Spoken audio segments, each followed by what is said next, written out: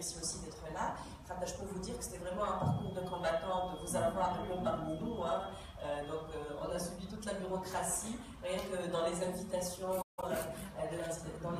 surtout pour certaines administrations.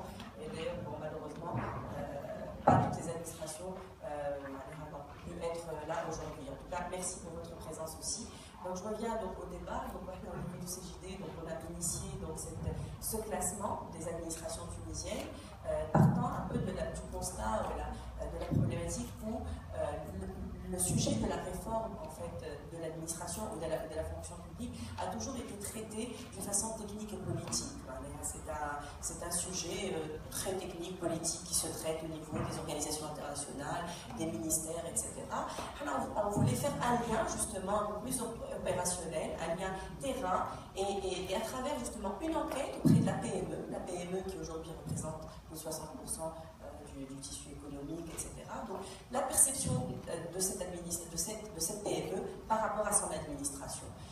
Aujourd'hui, vous savez, nous, on est dans la critique constructive, et pour nous, c'est important qu'on se positionne en tant que partenaire de l'administration, et que l'administration soit aussi un partenaire de la PME. Et c'est ça l'objectif, justement, de se dire, nous, quelle est notre perception, quelle est notre taux de satisfaction par rapport à cette administration, et de se dire aussi, elle est les meilleurs aujourd'hui qui se positionnent et qui ont le meilleur taux de satisfaction pour valoriser ces administrations. Donc en fait, c'est ça en fait un peu l'idée du classement, où l'année dernière, en fait, dans la première édition, on n'invitait que l'administration, en fait. Il n'y avait que les représentants de l'administration, et d'ailleurs, l'année dernière, il y avait un ministère de la fonction publique, et le ministre, Sidney et son staff, avaient vraiment félicité l'initiative. Il a même dit on aurait dû nous-mêmes faire cette initiative de classement un peu et de mesure de satisfaction au niveau de l'administration. Donc ça, c'est un peu une parenthèse pour parler de l'initiative. Donc aujourd'hui, on a encore une fois beaucoup travaillé sur le sujet. Par contre, on parle de réforme de l'administration, de la fonction publique, mais nous, en tant que PME, on ne voit rien sur le terrain. On ne voit rien sur le terrain, bien au contraire, on voit peut-être même des complications. Aujourd'hui, même avec l'entrée en vigueur du code d'investissement le 1er avril, que par ailleurs, au niveau du CJD, on a soutenu le code de l'investissement, on a soutenu la vision libérale du code, mais aujourd'hui, sur le terrain aussi, on est confronté à des problématiques justement d'application de ce code par des procédures administratives, par des complications administratives qui nous freinent et freinent, qui freinent la création et freinent le développement. Donc on voit aussi sur le terrain des classements tels que le Doing Business, donc M. Tony en parlera, la Tunisie qui recule de 11 places quand même. Première cause, c'est la bureaucratie, classée parmi comme 88e pays sur 196, où les mal d'affaires n'est pas bon. Sur le terrain, en fait, on parle de réforme, mais on ne voit pas concrètement, bien au contraire, on voit même parfois du recul et du blocage. Aujourd'hui, ce n'est pas pour tracer un tableau négatif ou un tableau noir, on connaît très bien les chiffres, on connaît très bien la situation aujourd'hui économique de la Tunisie. Aujourd'hui, par contre, la PME est en train vraiment de subir non seulement de la pression fiscale, elle est en train de subir la dévaluation du dinar, de l'inflation, etc.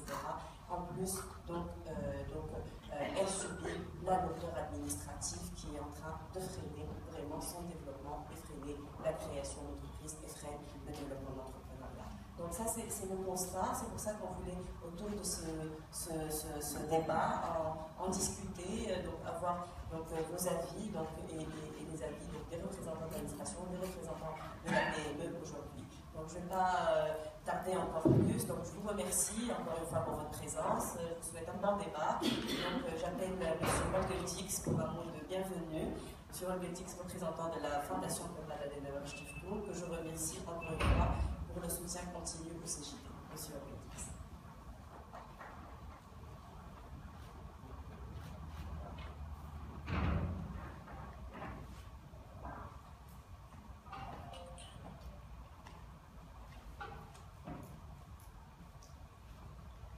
Monsieur le ministre, Monsieur Fahey,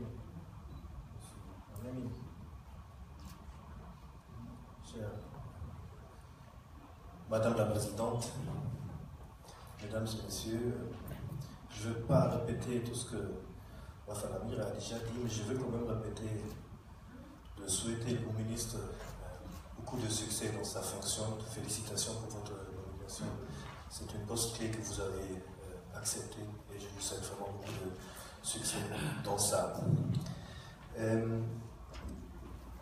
Comme la présidente du CGD a déjà dit, le CGD et la Fondation Kovadan, nous avons depuis l'année dernière commencé cette initiative pour mesurer la satisfaction et la perception des dirigeants d'entreprises par rapport aux administrations publiques à travers deux études, donc 2016 et maintenant 2017. Je suis convaincu que la comparaison des résultats de l'enquête par rapport à ceux de l'année 2016 nous donnera plusieurs indications sur l'évolution de la qualité des services par l'administration en général et nous indiquerons aussi l'état d'avancement des pouvoirs publics dans le réforme de l'administration tunisienne. Est-ce que ça fonctionne? Le micro fonctionne? Cette activité touche à deux axes du travail de la Fondation Kovadan en Tunisie. Le premier axe, c'est la promotion de la démocratie. Le deuxième axe, c'est le renforcement de l'économie, notamment d'une économie sociale de marché. La démocratie, parce que l'enquête concerne l'administration publique. Et nous sommes certainement d'accord que dans une démocratie, on a besoin d'une administration au service des citoyens et les entreprises, les employeurs, l'entrepreneuriat, ça fait aussi partie des citoyens. L'administration constitue aux yeux des citoyens la représentation la plus visible de l'État et le moyen privilégié pour la réalisation des attentes et aspirations des bases. Il faut donc bâtir une administration à visage humain, de proximité performante, dotée de ressources et de moyens d'intervention adéquats. Cette activité touche aussi à cette deuxième axe qui est dans l'économie sociale de marché de la Fondation Kovadan, donc ici en Tunisie, parce que les principes de l'économie sociale de marché expliquent le rôle de l'État dans une économie. Afin de préparer un climat d'affaires sain, transparent et compétitif, favorisant la croissance et l'investissement, l'État doit préparer le terrain à travers des fonds de fonds permettant à l'entreprise de se concentrer sur son activité principale de création des valeurs et des emplois sans que celle-ci ne soit handicapée par des procédures administratives lourdes et contraignantes. L'administration tunisienne assure certes un rôle indéniable dans le développement économique, social et culturel de la société tunisienne. Mais on m'a dit que malgré tous ces efforts, il y a encore des choses à faire. Moi, je viens d'arriver en janvier, je n'ai pas encore beaucoup d'expérience avec l'administration publique, mais les collègues qui ont préparé le discours ont cité trois faits de l'administration que moi je ne vais pas citer étant étranger, mais on m'a dit qu'il y a des progrès à faire dans l'administration publique. Donc c'est pour cela, parce que ça touche à ces deux axes, la démocratie, la promotion de la démocratie, et aussi l'économie sociale de marché, que nous avons donc accepté l'initiative, et je voudrais encore une fois féliciter le CGD pour cette initiative. Je ne veux pas plonger dans le débat des résultats, je connais déjà quelques résultats de cette enquête. Mais il y a une chose qui est importante pour nous, parce que ça touche à un troisième axe de notre travail en Tunisie. Le sondage, l'enquête, a montré que le point le plus faible dans l'administration publique en Tunisie, c'est les municipalités. Et je constate avec beaucoup d'intérêt qu'aujourd'hui dans le pays, il y a un débat autour de la question de la décentralisation. Il y a des élections qui sont prévues, le processus est en train de se préparer. J'entends beaucoup de gens qui disent oh, on n'est pas sûr avec cette décentralisation. Qu'est-ce que ça veut dire? Est-ce que ça va affaiblir encore les municipalités et l'administration?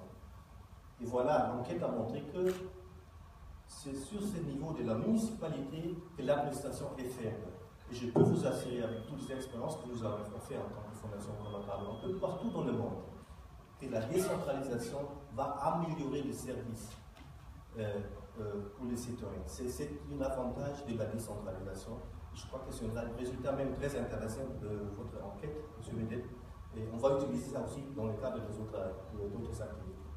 Encore une fois, merci aux experts d'être venus. Et je vous souhaite donc un bon séminaire. Merci beaucoup. Merci beaucoup. Merci beaucoup, cher Holger Tix. Donc, je donne la parole à M. le ministre donc pour un mot d'ouverture. Monsieur le ministre.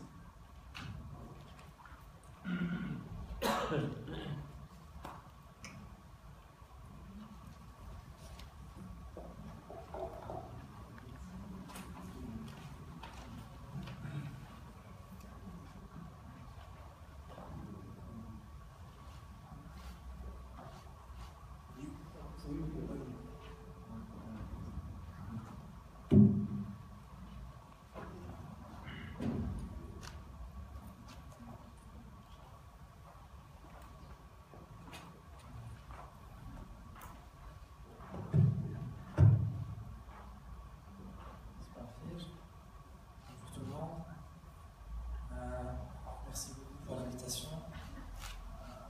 C'est un point de vue bilingues parfaits. Tous les Tunisiens en général sont au moins bilingues. La nouvelle génération est au moins trilingue, ce qui est extraordinaire. Donc je vais parler en français pour nos amis francophones. Je sais que les Allemands ne sont pas parfaitement francophones, mais on va comprendre. Tu donnes la preuve, non? Votre français est meilleur que mon allemand. Donc, merci Raphaël, merci CJD, merci à tous ceux qui ont contribué à l'organisation de cet événement. Vous êtes venus à assister à cet événement parce que vous êtes très actifs. Je pense que le moins qu'on puisse faire en tant qu'administration, c'est le service. Si je peux utiliser le meilleur terme, c'est le service.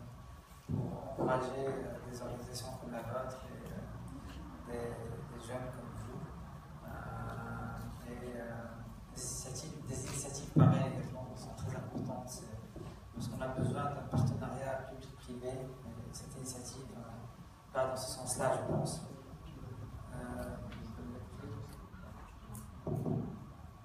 Je vois beaucoup d'amis dans la salle, ce qui est une bonne chose également. On est un petit peu en famille. Le Khaled, entre autres, le Berlez Abdelrose, qui est là également.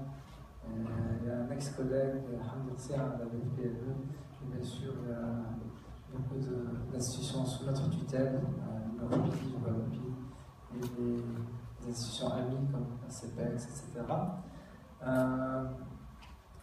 Donc ça, c'est pour enfin mettre les choses dans le cadre et dire que je sens chez moi ici.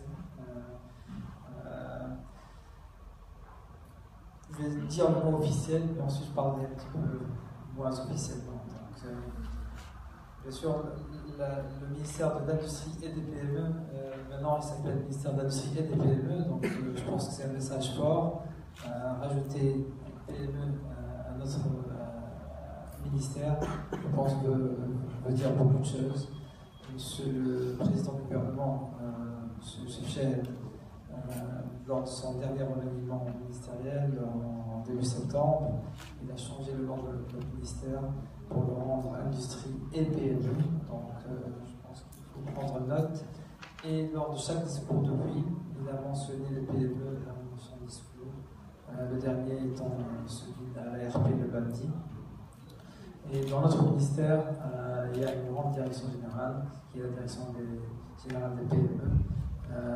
Donc on donne beaucoup d'importance aux PME qui représentent, comme vous l'avez si bien dit, la grande majorité du tissu économique tunisien.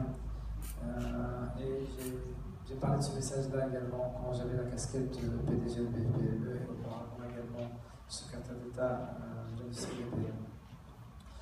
Donc on parle de l'administration aujourd'hui et je serais curieux de voir un petit peu plus les résultats. bien que certains on les connaissent, mais c'est bien d'avoir les facts, en fait, parce que parfois il y a un grand gap entre la perception et la réalité. Donc, il faudrait qu'on sache quel est le gap pour essayer de le réduire, en fait. Donc nous sommes tous d'accord que l'administration est un acteur important et surtout incontournable tout au long du parcours entrepreneurial et aussi au niveau de nombreuses activités courantes dans l'entreprise économique, que ce soit lié aux imports, aux exports, aux impôts, aux contrôles, etc. Le rôle d'administration peut prendre plusieurs formes, donc, en tant que législateur, ou bien en tant que prestataire de services, STEC, menaces, postes, etc. En tant que régulateur, par exemple homologation des prix, contrôle des circuits de distribution, etc. En tant que facilitateur, à travers des programmes de structure d'appui, comme dans les Amigo, au sein de notre ministère, les centres techniques également au sein de notre ministère, etc. Donc, c'est un fait qu'il y a une manière, et que c'est important que l'administration peut avoir un impact positif ou négatif. On voudrait que ce soit un impact positif sur le climat des affaires et la compétitivité de l'entreprise. Et ceci devient plus important, surtout que nous ambitionnons, dans le cadre du nouveau modèle de développement économique de la Tunisie, à consolider les acquis du développement. Donc, il faut construire sur l'existant. On ne va pas essayer de redémarrer de zéro, heureusement. Donc, à consolider les acquis de développement d'une compétitivité basée particulièrement sur la qualité, l'innovation et sur la réactivité et la spécialisation pour pouvoir grimper davantage dans l'échelle de compétitivité mondiale et construire une industrie issue de PME plus innovantes et plus forte valeur ajoutée. Il est vrai que les classements sont importants, les classements de Doing Business, etc. sont importants pour nous et on doit voir comment améliorer notre classement. Pour réussir ce challenge, et en parallèle à tous les efforts consentis par l'entreprise, on est conscient qu'une politique de promotion de l'investissement et de développement de la compétitivité des PME doit s'appuyer, premièrement, sur une administration moderne, efficiente et efficace, et au diapason des mutations technologiques, et deuxièmement, sur un cadre juridique et réglementaire adéquat. On estime que cette efficacité et cette efficience de l'administration peuvent être déclinées autour de 4 axes principaux. 1. La simplification et la clarté des procédures. 2. La réactivité. 3. La digitalisation, un thème dont on parle partout maintenant. Et 4. La lutte contre la corruption et la bonne gouvernance. Encore une fois, c'est des thèmes qui sont discutés à plusieurs reprises régulièrement par notre équipe au gouvernement et par l'administration. Malgré que plusieurs chantiers sont déjà engagés ou même achevés, comme la loi d'investissement, Smart Tunisia, l'instance tunisienne de l'investissement, il est vrai que pour améliorer le développement des affaires, il y a encore un chemin à faire. Il y a de la marge d'amélioration. Je disais tout à l'heure, quand on prenait un café avant de commencer, que when we start off a low base, the upside is huge. C'est ce que j'ai appris dans l'école anglo-saxonne. Donc c'est vrai qu'on ne démarre pas de zéro, mais on n'est pas au top. Donc il y a beaucoup de marge de manœuvre, de marge d'amélioration. Toutes les réformes doivent être engagées dans le cadre d'une concertation et d'un dialogue public-privé. Donc on revient à ce partenariat public-privé à tous les niveaux. On en parle dans la loi de finances, mais aujourd'hui, dans cette salle-là, c'est un exemple parfait, très tangible, concret, du partenariat public-privé. Et on n'a pas de choix, de toute façon, on est tous dans le même pays, on a tous intérêt à ce qu'on fasse en sorte qu'on fasse les choses ensemble pour réaliser les choses. Il est vrai que c'est indéniable que le secteur privé a toujours une vitesse d'avance sur le secteur public, mais il n'y a pas de raison pour que le secteur public ne suive pas et ne travaille pas dans le même sens. Et c'est dans ce cadre donc que je vous félicite pour cette initiative qui va nous permettre de mieux appréhender la perception des opérateurs économiques envers l'administration. Parce qu'il faut absolument être à l'écoute. On ne peut pas travailler dans le théorique administrations dans le secteur public. Donc on doit être à l'écoute, c'est ce que je fais moi personnellement également. C'est ce que j'ai toujours fait du moins en passant au secteur public. Mais maintenant avec la casquette de ministre de l'Industrie et du PME, officiellement demain en fait. Donc on peut clarifier ceci parce qu'on attend l'accord de l'ARP demain. Ça, on aura le vote de confiance. Donc, ce petit détail. Il est vrai que j'ai été nommé ministre, mais officiellement, on aura une conférence demain de la tournée. Donc, juste pour conclure, moi je regarde le verre à moitié plein. Je voudrais donner un message d'optimisme. Il faut être positif. Il y a un sentiment un peu négatif, si je peux dire.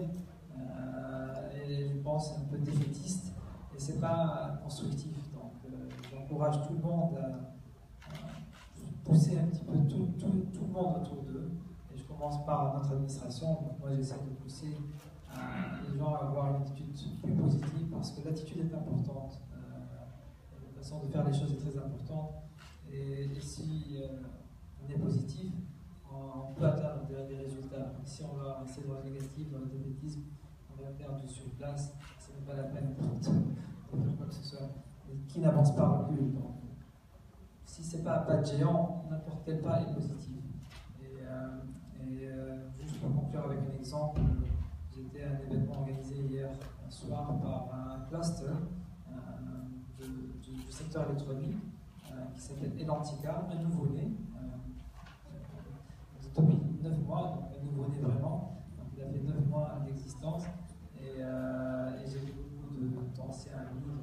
Je ne suis pas si jeune que ça. Donc pour ceux qui pensent que je suis très jeune, je ne suis pas si jeune que ça. C'est pour ça que je vois des gens qui sont dans le tissu, dans l'écosystème économique et politique, qui font un impact et une différence. Et quand on voit des initiatives comme ce classeur de l'électronique qui maintenant regroupe une trentaine d'entreprises du secteur électronique, les dirigeants, et à eux seuls, ils font un chiffre d'affaires d'à peu près 1 milliard d'euros. Ils emploient environ 11 000 personnes, et ils comptent doubler ce chiffre-là dans les 3 à 5 prochaines années. Je donne un petit exemple, mais ce qui est assez significatif pour dire qu'il y a beaucoup de choses qui sont en train d'être faites, et en isolation, ça peut être dilué dans la masse. Et si on les met tout ensemble, je pense qu'on peut dire qu'il y a beaucoup de choses qui sont en train d'être faites, et que dans le cadre de cet événement aujourd'hui, je pense que vous avez une porte très ouverte à notre ministère. Vous êtes les bienvenus à tout moment, que ce soit au niveau à moi ou au niveau de chaque direction générale. On est là pour aider. Et on est là aussi pour changer un petit peu la mentalité, pour dire que nous sommes des civil servants. On est au service du citoyen, des entreprises, des producteurs. Nous sommes là pour servir, pour rendre service. Je suis un ouvrier. On est là pour servir. Et c'est là aussi où on doit travailler sur un petit peu l'attitude et la mentalité. Et de l'autre côté aussi, le privé devrait rester en contact avec nous, ne pas se abandonner, parce qu'il y a parfois un sentiment de frustration, mais il faut être constructif. Donc, on compte sur votre attitude positive en tant que secteur privé, mais également je vois tous les intervenants de l'écosystème secteur public pour servir donc les entrepreneurs, les PME. Je vous souhaite beaucoup de succès dans cette journée. Merci encore une fois, merci à vos invités qui ont pris la peine de venir aujourd'hui également. Merci. Merci, Monsieur le Ministre. On reviendra après dans le débat sur un échange avec vous plus approfondi sur la question. Donc, sans plus tarder, je donne la parole à Youssef Meteb, directeur général de One to One, donc le cabinet d'études qui va nous présenter l'enquête menée auprès de la PME.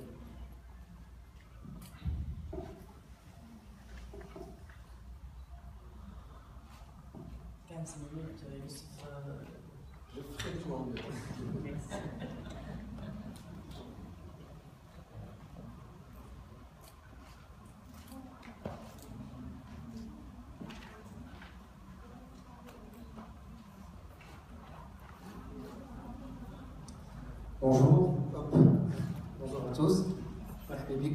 merci d'avoir pris la peine de venir à notre événement. Donc, je remercie le CJD et la Konrad Adenauer Stiftung pour cette opportunité et pour cet intérêt à une thématique pareille. Donc, en tant que déjà responsable d'une PME relativement récente qui date de 3 ans, donc l'intérêt aujourd'hui était de faire une enquête auprès des responsables de PME pour évaluer justement les entreprises, les administrations publiques. Je dis bien administration publique et pas entreprise publique. Et comme c'est l'a si bien relevé, Monsieur le Ministre, sur certaines thématiques, donc la corruption, par exemple, ou encore tout ce qui est efficacité, tout ce qui est digitalisation, nous avons essayé, à travers notre enquête, de couvrir toutes ces thématiques-là, pour s'assurer un peu qu'on n'oublie rien, ou du moins qu'on essaie de couvrir au maximum les thématiques intéressantes. Nous avons piloté ce projet à travers une pré-enquête d'une centaine de PME pour la sélection des administrations. Parce qu'on a considéré qu'on ne peut pas donner l'opportunité à une PME d'évaluer une administration publique s'il n'a pas eu d'expérience récente avec elle, notamment vu l'intérêt de la chose par le CJD qui veut en faire un baromètre annuel. Et donc toute l'enquête a été basée sur l'expérience sur les 12 derniers mois avec chacune des administrations. Donc rapidement un petit point méthodologique. Donc l'enquête a été faite, c'est une enquête par quota en fonction du répertoire national des entreprises de l'Institut national de la statistique. Donc en termes d'activité, en termes de nombre d'employés, mais aussi en termes de gouvernorat. Donc l'enquête a été faite auprès d'un échantillon de 500 entreprises représentatives du tissu des 19 000 entreprises de 6 à 200 employés. Et a été faite entre le 25 octobre et le 7 novembre 2017 par téléphone. Donc vous aurez à chaque fois, bien sûr la présentation sera téléchargeable et plein d'autres détails pourront être disponibles à la demande. Donc ici à chaque fois on a essayé de mettre les quotas objectifs. Quand je dis objectif, ça veut dire le profil selon le répertoire national des entreprises et le profil de l'échantillon, que ce soit en termes de secteur, d'effectifs et aussi de districts. Ici, comme vous voyez, par exemple, il y a les 7 districts de la Tunisie. L'âge moyen des entreprises qu'on a sondé était de 18 ans d'existence, un âge médian de 15 ans d'existence. Et à chaque fois, en atteignant l'entreprise, donc on a essayé de trouver la personne qui était la plus à même de répondre. Parfois, ça pouvait être le premier responsable, qui était de 34%, ou le second responsable à 23%, mais aussi le responsable administratif et financier, qui était parfois beaucoup plus en contact avec l'administration publique. Donc, sans plus tarder, on commence par les résultats. Donc, la première chose, c'était de voir quelles sont les administrations avec lesquelles la PME a traité pendant les 12 derniers mois. Donc vous avez ici le listing. Bon, bien sûr, la CNSS, la recette des finances, c'est quasi automatique. Donc, mais on voit très bien qu'il y a des administrations où il y a beaucoup plus de pression que d'autres, de par la nature de l'administration, telle que par exemple l'INORPI ou le CNPEX, où le besoin est, on va dire, moins quotidien, où la relation est moins quotidienne que les autres administrations. Donc, comme je vous l'ai dit, en fonction de cette question-là, on a choisi que les entreprises puissent répondre ou évaluer chacune des administrations si elles ont eu une expérience durant les 12 derniers mois. Bon, une question un peu plus généraliste avant d'entrer dans chacune des évaluations administration par administration. Est-ce que l'administration publique représente une barrière au développement de la PME? 76% considèrent que l'administration publique représente un obstacle sévère, majeur ou modéré, comme on le voit dans le détail. Donc obstacle très sévère, 22%, obstacle majeur, 12%, et obstacle modéré, 41%. Seulement 15% des entreprises sondées ont dit que l'administration ne représente pas un obstacle.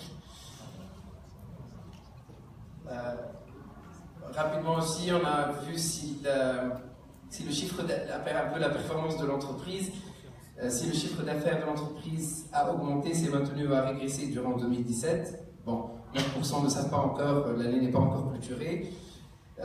Mais l'intérêt de ce slide aussi, c'était que quand l'entreprise a un chiffre d'affaires qui a régressé, donc 43% des entreprises, ce taux passe à 52% pour ceux qui considèrent que l'administration était un obstacle sévère ou majeur. Donc on voit très bien qu'il peut y avoir un impact du blocage administratif, même sur la performance de la PME. Pour ce qui est, donc, on passe tout de suite au classement des administrations. Pour être clair, on a considéré qu'une entreprise ne peut pas comparer deux administrations différentes de par la nature. Ça n'a pas de sens de dire, pour une entreprise, je considère que, je ne sais pas, la municipalité est meilleure que l'API. Donc ce qu'on a fait, c'est qu'on a évalué chacune des administrations toute seule et on a créé un score en fonction des variables d'évaluation pour qu'à la fin on puisse obtenir le classement. Donc les variables étaient la satisfaction globale, l'efficacité de l'administration, la rapidité de service, l'accueil du personnel en contact, la clarté des procédures et la digitalisation. Je le rappelle encore une fois, donc seulement ceux qui ont eu une expérience durant les 12 derniers mois ont pu évaluer l'administration publique. On commence par l'efficacité. Donc, ce que vous voyez ici, et ça va se répéter dans chacune des variables, donc c'est l'évaluation positive qui est en vert, l'évaluation moyenne qui est en jaune, et l'évaluation négative qui est en rouge. Donc, à chaque fois, c'est l'ordre, c'est trié par celle qui a eu une meilleure appréciation, mais je tiens à dire que malheureusement, aucune des administrations publiques n'a atteint un minimum de 50% d'évaluation positive par les PME. Donc en termes d'efficacité ici, on trouve que le top 3 c'est l'INORPI, l'API et le Bureau de l'Emploi. Mais comme l'a dit le représentant de la classe, M. Olga, malheureusement c'est la municipalité qui est on va dire la moins performante en termes d'efficacité, et on voit même 43% de l'échantillon qui lui affecte une évaluation négative en termes d'efficacité. Pour ce qui est maintenant de l'accueil du personnel en contact, donc le top 3 c'était le CEPEX, l'API et l'INORPI, mais encore, on tient à le rappeler, c'est tout, on parle bien d'un top 3, mais on n'atteint pas des taux assez satisfaisants en termes même d'accueil du personnel en contact. Et encore une fois, c'est la municipalité qui est la moins bien évaluée. On passe, j'essaie de faire rapidement, on s'attardera sur les questions après, mais le fait m'a donné seulement 15 minutes, donc je vais essayer de faire au mieux. L'évaluation de la rapidité de service. Ici, la Banque centrale obtient la meilleure performance, mais elle est très différente quand on s'intéresse au secteur d'activité. Donc par exemple, si on passe aux entreprises de services, le taux de la Banque centrale n'atteint que 25% et obtient un classement de 9 sur 11 des administrations ici auxquelles on s'est intéressé. Et donc ça peut être très différent. C'est le cas aussi pour d'autres critères d'évaluation, mais ici c'était très segmentant le fait d'être une entreprise de service ou une entreprise industrielle. Donc pour les entreprises industrielles, on le sait, la majorité des activités sont des activités réglementées auprès de la Banque centrale, donc la procédure est un peu plus automatique. Pour les entreprises de service, c'est un peu plus du cas par cas, et donc ça peut être très bloquant en termes de rapidité pour les PME. Pour ce qui est de la clarté des procédures, donc c'est l'INORPI, et c'est la première fois qu'on atteint un taux de 50%, 51% d'évaluation positive pour l'INORPI, suivi par la Banque centrale et l'API et le CEPEX. Par contre, ici, en termes de clarté des procédures, ce sont les bureaux de douane qui sont en dernier lieu, où on obtient même 46% d'évaluation négative contre 30% seulement d'évaluation positive pour ce qui est des bureaux de douane en termes de clarté des procédures. un aspect très important, je pense aussi, qui est la digitalisation. OFE a beaucoup insisté sur ce point lorsqu'on a élaboré le questionnaire. Je pense que c'est très important. Vous le savez, les recettes de finances avec le paiement automatique actuellement obtient maintenant est classée première en termes de digitalisation, ce qui est loin d'être le cas pour le tribunal de première instance pour l'obtention d'un registre de commerce. Vous le savez, c'est quasi automatique d'en avoir besoin, mais les queues sont parfois monstres. Ça a un peu changé récemment, mais les entreprises n'oublient pas les expériences durant les dernières années. Pour ce qui est de satisfaction globale, donc on voit un top 3 de INORPI, CEPEX et Bureau de l'Emploi, mais encore, si on s'attarde, on parle ici du taux de très satisfait seulement.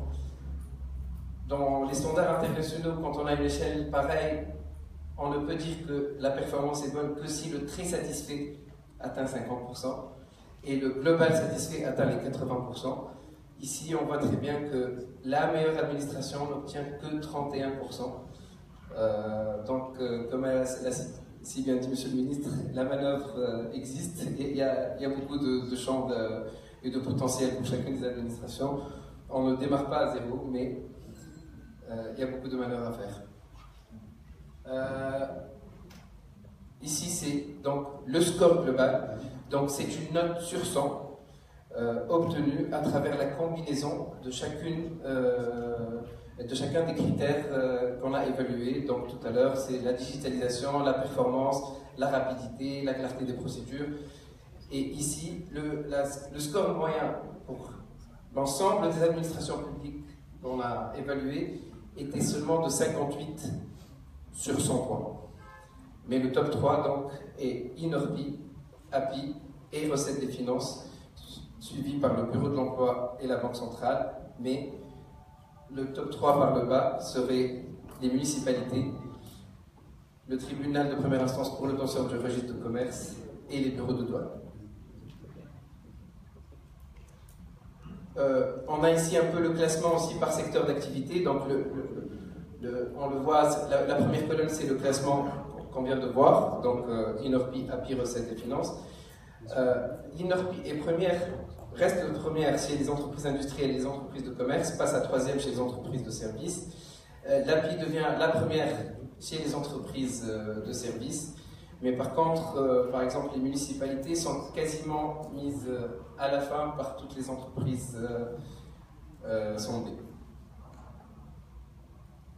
Corruption, sujet un peu sensible. Donc, la question était un peu indirecte, parce qu'on le sait très bien, quand on pose directement la question, c'est pas évident qu'on nous réponde. Donc, c'était est-ce que, durant les 12 dernières années, vous a-t-on proposé de donner un versement non officiel afin d'accélérer une procédure.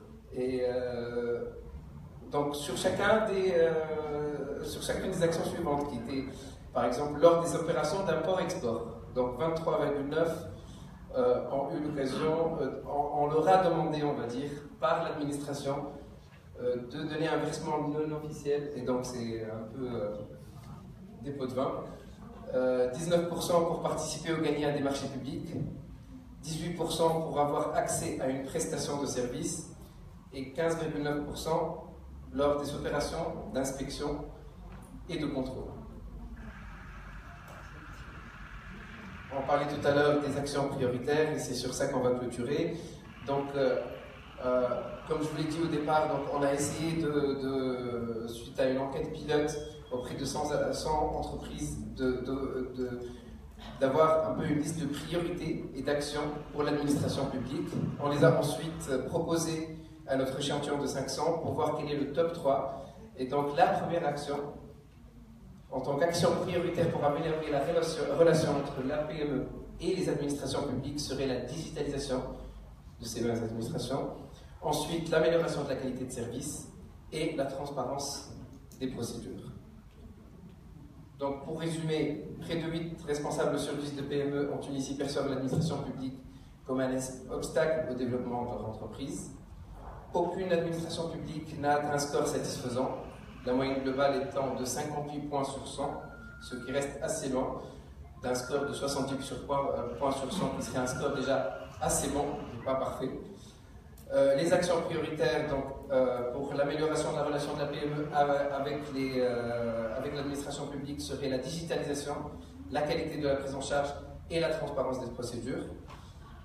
Le top 3, comme on l'a vu, donc, globalement, c'est l'INORPI, l'API, suivi par les recettes de finances.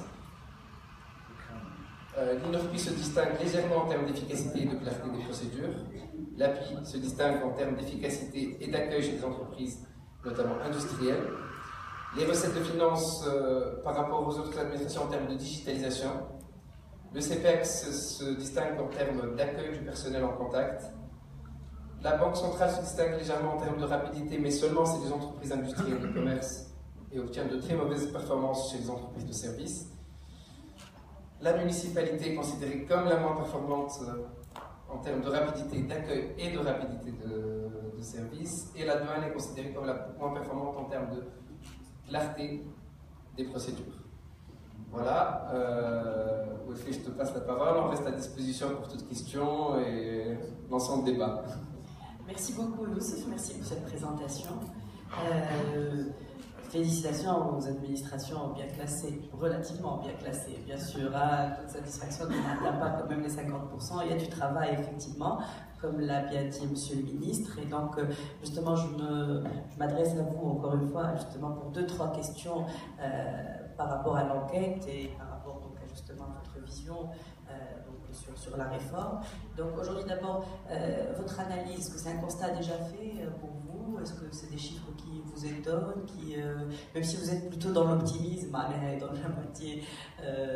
la moitié pleine du verre, mais c'est pas votre constat, surtout que vous étiez très proche, avec votre expérience à la BFPME, donc de la PME et de la problématique de PME. D'ailleurs, je ne peux pas m'empêcher de vous poser la question, avortée chez BFPME aura son PDG. C'est pas de votre ressort, mais c'est vrai que c'est quelque chose, effectivement, entre autres, d'alarmant, parce que la BFPME, son PDG, depuis votre départ, c'est quand même alarmant, des dossiers de personnes qui sont bloquées depuis des mois pour absence de responsable qui s'est signé, quoi. Donc, alors qu'il y a quand même des solutions, il y a des personnes, j'imagine, compétentes dans cette administration qui peuvent tenir l'intérim, etc. Donc, c'est une parenthèse, je sais que ce n'est pas de votre responsabilité directe, mais j'aimerais avoir une réaction de votre part sur ce sujet. Donc votre constat, votre analyse de ces chiffres, et donc pour vous, c'est quoi la vision justement pour une réforme de l'administration, donc performante, moderne, digitale, etc. Je vous remercie. Écoutez, d'abord, je suis très content que le top 3 de nos institutions sous tutelle, l'INORPI et l'API. C'est déjà une bonne chose. Je commence. Voilà, ça n'a pas été biaisé. Mais je pense, entre autres, je devrais dire que notre ministère a probablement le taux d'encadrement le plus élevé de tous les ministères. Je n'ai pas les statistiques exactes, mais c'est ce qu'on me dit. Et ça reflète le nombre d'ingénieurs, de cadres, que nous avons au niveau de notre ministère, ce qui est une bonne chose. Donc. Et les institutions sous tutelle comme l'API, l'INORPI, c'est des piliers de l'économie tunisienne, depuis très longtemps. Je pense que nous avons été avant-gardistes par rapport à d'autres pays émergents, frontières entre guillemets. Nous avons beaucoup de pays qui essaient de copier ce que l'API a fait, l'INORPI tout le temps.